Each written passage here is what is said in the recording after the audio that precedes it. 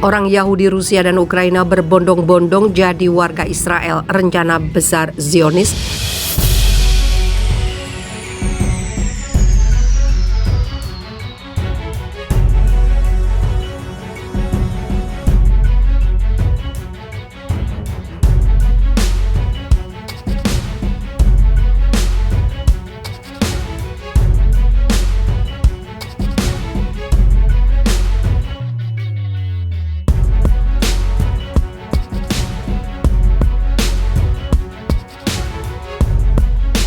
Para pejabat Israel berjuang untuk menangani masuknya orang-orang Yahudi Rusia saat mereka melarikan diri dari dampak sanksi ekonomi yang melumpuhkan negaranya.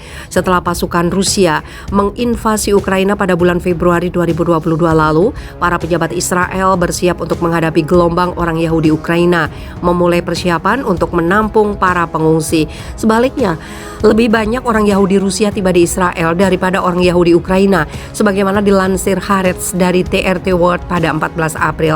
Sekitar 200.000 orang Yahudi Ukraina dan 600.000 orang Yahudi Rusia memenuhi syarat untuk imigrasi ke Israel di bawah hukum pengembalian Israel, menurut Institute for Jewish Policy Research.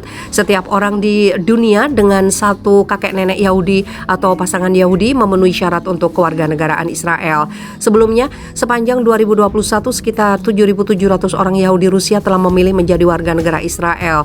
Adapun sekitar 4.750 orang Yahudi Ukraina diberi izin khusus untuk terbang ke Israel bahkan sebelum mereka menyelesaikan dokumen, yang mana prosesnya bisa memakan waktu berminggu-minggu.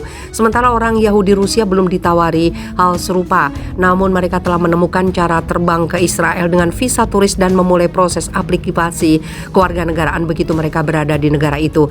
Sebagian besar orang Rusia telah tiba di Israel dengan visa turis seperti ini sejak konflik dimulai pada 24 Februari. Disebutkan, sejak awal perang di Ukraina sejumlah besar orang Rusia telah meninggalkan negaranya. Hal ini termasuk eksodus Rusia terbesar dalam sejarah modern. Sementara Ukraina melarikan diri dari kehancuran yang disebabkan oleh pemboman dan juga penembakan. Rusia melarikan diri karena alasan lain. Beberapa dari mereka mengatakan mereka menolak tindakan militer Rusia terhadap Ukraina, sementara yang lain mengeluh bahwa sanksi ekonomi yang dijatuhkan oleh Amerika Serikat telah melumpuhkan negaranya. Uni Eropa dan negara lain telah mempengaruhi mata pencarian mereka karena perusahaan internasional telah menghentikan operasi mereka di Rusia.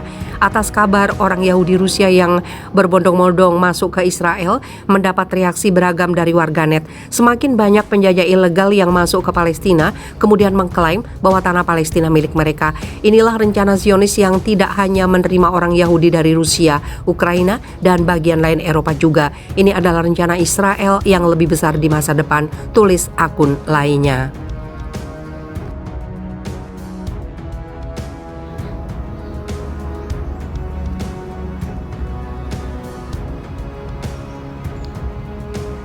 Kehabisan makanan dan amunisi, pria Inggris menyerah kepada pasukan Rusia. Seorang pria Inggris dari Newark-on-Trent yang telah berjuang untuk Ukraina terpaksa menyerah kepada pasukan Rusia di kota Mariupol setelah kehabisan makanan dan amunisi.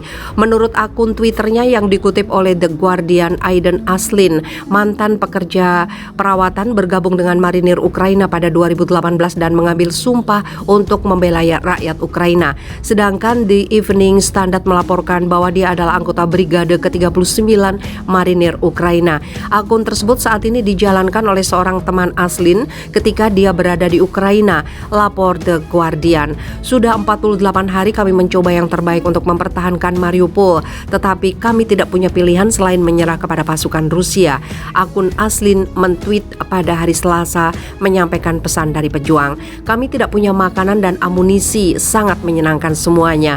Saya harap perang ini segera berakhir, imbunya, seperti dikutip dari Business Insider Rabu 13 April. Ibu Aslin mengatakan kepada wartawan BBC Emma Vardy bahwa putranya dan unitnya telah melakukan perlawanan yang hebat dan Aslin telah menelponnya untuk mengatakan bahwa mereka tidak punya senjata lagi.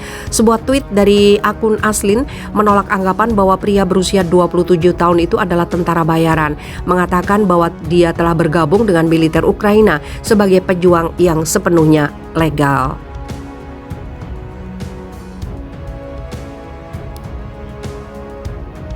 Mercenary, tentara bayaran, sebuah kata yang coba dilampirkan oleh para idiot kepadanya, memiliki arti hukum yang jelas, tulis akun tersebut. Tweet ini mengutip definisi Konvensi Jenewa yang mencantumkan salah satu kriteria untuk mengidentifikasi tentara bayaran sebagai bukan anggota angkatan bersenjata dari satu pihak dalam konflik. Menurut media pemerintah Rusia TASS, Rusia telah menyatakan bahwa tentara bayaran asing yang bertempur di Ukraina tidak akan diperlakukan sebagai tawaran perang di bawah hukum internasional. Paling-paling mereka bisa dituntut sebagai penjahat, kata juru bicara Kementerian Pertahanan Rusia Igor Konazenkov, seperti dikutip TASS. Menurut The Guardian, Aslin sebelumnya bertempur bersama unit YPG Kurdi yang didukung Amerika Serikat di Suriah melawan ISIS dari 2015 hingga 2017. Mariupol, kota di selatan Ukraina, telah dikepung selama lebih dari 40 hari dengan sebagian besar kota telah jatuh ke tangan separatis yang didukung Rusia atau pasukan Kremlin.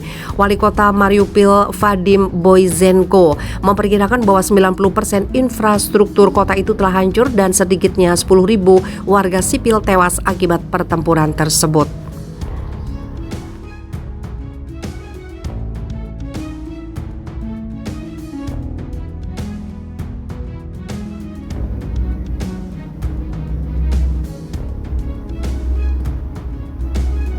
Aksi balasan, Rusia usir 45 staf kedutaan Polandia. Pengusiran 45 staf kedutaan Rusia oleh Polandia bulan lalu telah mengobarkan amarah Moskow, memberikan balasan serupa dengan mengusir anggota staf perwakilan Warsawa dengan jumlah yang sama. Pengusiran tersebut disampaikan langsung Kementerian Luar Negeri Rusia kepada Duta Besar Polandia Krzysztof Krajewski pada Jumat 8 April. Sebagai tanggapan atas tindakan tidak bersahabat Polandia yang telah mengusir diplomat Rusia berdasarkan prinsip timbal balik, maka 45 karyawan Kedutaan Besar Republik Polandia dan Konsulat Jenderal Republik Polandia di Irkutsk, Kaliningrad, dan di Santa Petersburg telah dinyatakan sebagai persona non grata, kata Kementerian Luar Negeri dalam sebuah pernyataan seperti dikutip dari RT. Mereka diberi waktu untuk meninggalkan Rusia sampai dengan 13 April. Rusia juga menyatakan 2 diplomat Bulgaria di persona non gratakan. Langkah ini merupakan tanggapan atas keputusan pihak Bulgaria pada Maret lalu yang menyatakan persona non grata kepada 2 diplomat Kedutaan Besar Rusia di Sofia, kata Kementerian Luar Negeri. Dari 27 negara anggota UE, Polandia mungkin paling agresif menanggapi serangan militer Rusia di Ukraina.